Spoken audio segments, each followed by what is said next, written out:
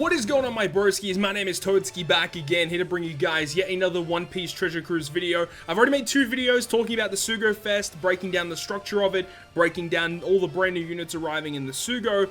In this video, I want to actually talk about the brand new update, which was what this maintenance was actually for, version 9.1.0. Now, since the maintenance has finished, we actually got some news about a feature that was going to be in this update, but had to be taken away because that was the whole issue of why there was so many extended pieces of maintenance, because this new feature seemed to be a pain to update. So I'll go through that in this video, but currently I am time traveled to the 27th, just showing you guys the Sugo Fest, but we can actually go over to Extra Island and have a look at some of the new events that are coming out. So with this brand new update, we got given a bunch of new stuff.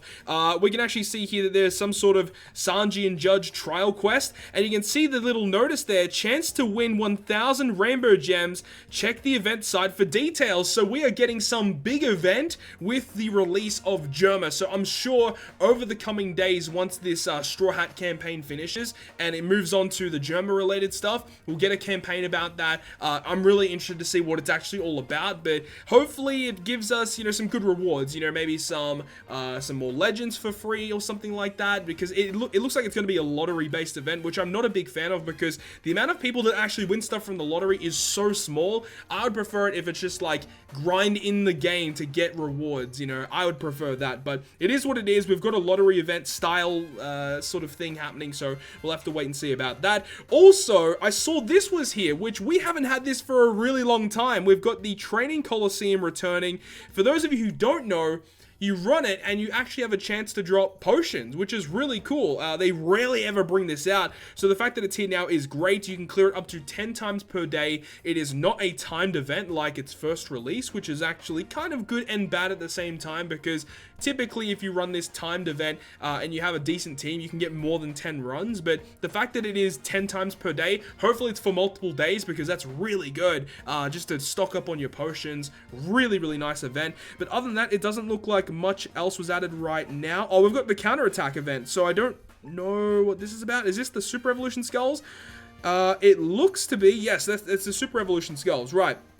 So this is the event where we can actually farm up, of course, and get the copies of the skulls to super evolve all of the brand new batch. For those of you who haven't seen the video yet, all of the new rare recruits available in the German 66 batch, they only come as 5-star characters. They don't have 4-star versions. But when you pull them, you have to super evolve them with the skulls, and they get buffed abilities. So this is where you would go ahead and do that. And, you know, moving on from that as well, if we actually go over to the world map, we can go to the Chopper Man missions, and there are some new missions available for us to go ahead and have a look at. So when we click the Chopper Man, we can see the special missions, and we have clear the counterattack a certain amount of times, and you get given this character.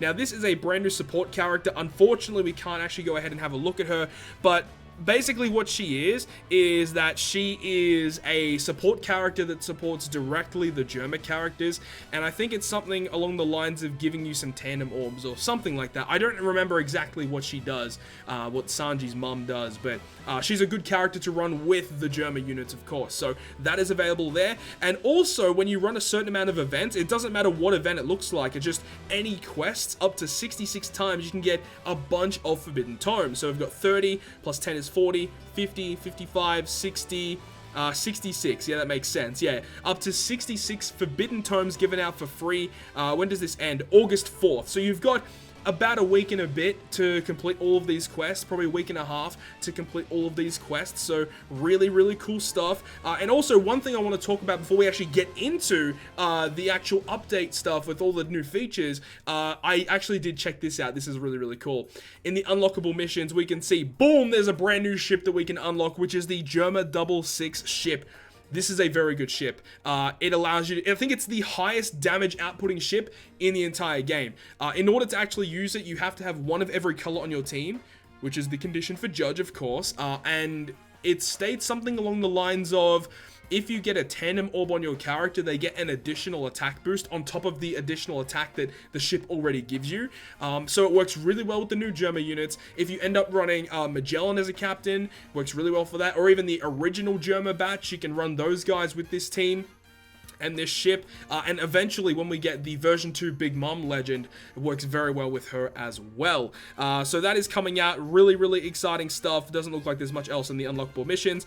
But anyways, now we can actually go ahead and have a look at the updated stuff. I'll go back to the regular time and we can break down all the new features within the 9.1 update.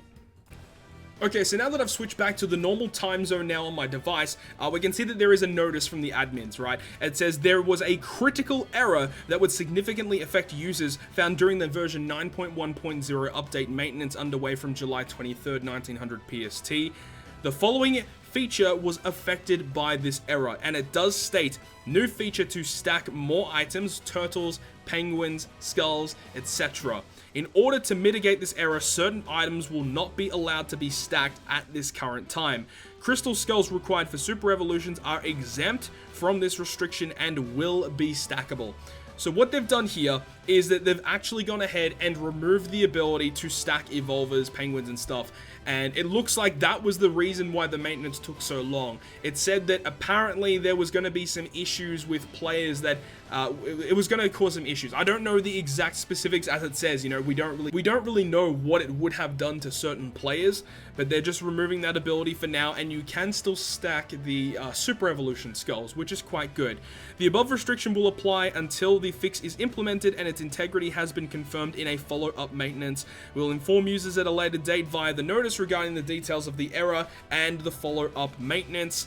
So that's about it, guys. So, you know, everything else in this update was implemented correctly, but for some reason the stacking of stuff wasn't done correctly, or there are some errors still with it, which is unfortunate because it would have been really awesome to get a hold of that. And of course, here we go with the new update here. Now, something else that actually was shown off is we are getting confirmation that Ambushed Lin Lin is going to be arriving starting July 25th at 1900 PST. That's really cool because this unit is very powerful. One of the best free-to-play units in the game. Her special ability reduces attack down, bind, and despair by 6 turns, changes character slot and adjacent orbs into recovery, which is good because there are lots of characters that treat recovery as beneficial. And if you pull off at least a 12-hit combo in a single turn, then boost powerhouse and driven characters' attack by 2.25 times for 3 turns. It's very good. One of the best free-to-play characters in the game. Saying that though, she's very difficult to beat. However, one good thing to note is that her ambush is actually after a Fortnite dungeon, which is crazy. You have to beat the Mother Carmel Fortnite and you get taken into this. It is only a chance to encounter Big Mom. It is not a guaranteed chance, which is kind of annoying. But because it is on a Fortnite, it's going to be easier to build teams for taking on this dungeon. So when this comes out, I'll probably build a few teams taking on this dungeon. But yeah, it is not going to be easy for a lot of players to take down. That is for sure. Unfortunately, she's only here for 4 days. It would have been nicer if she was here at least for a little bit longer, but 4 days really isn't that much. But let's go ahead and get into breaking down all of the new update stuff. So what I'm going to do is I'm going to run into a dungeon and we can see all the new features relating to selling at the end of a dungeon and retry stuff. So I guess the best place to go ahead and test this out, I guess, would be... Let's pick something easy. Let's go ahead and just pick the Straw Hat Adventure, and we'll pick the 10 stamina version of it, right? So, as the feature said, after you complete a dungeon, you'll be able to sell stuff from the reward screen. So this is going to be great for, you know, Fortnite dungeons or raid bosses where you get multiple of evolvers or boosters, or you get skill books that you don't really want to have. You can sell them straight away, which is really nice. So I'm just going to run through this dungeon really quick using the same team that I used for the 20th anniversary Straw Hat Island, and I'll see you guys once we complete the dungeon. Okay, so now we can see that we've just cleared the dungeon. Very straightforward, of course. It's only the very first 10 stamina difficulty of the dungeon. But here we go. Here we can see the reward screen. We get our berries. We get our EXP. Additional rewards. And here we go. There we go. We only drop the turtle, of course. Clear a quest. We get our elder turtle, of course. All this extra stuff here, whatever.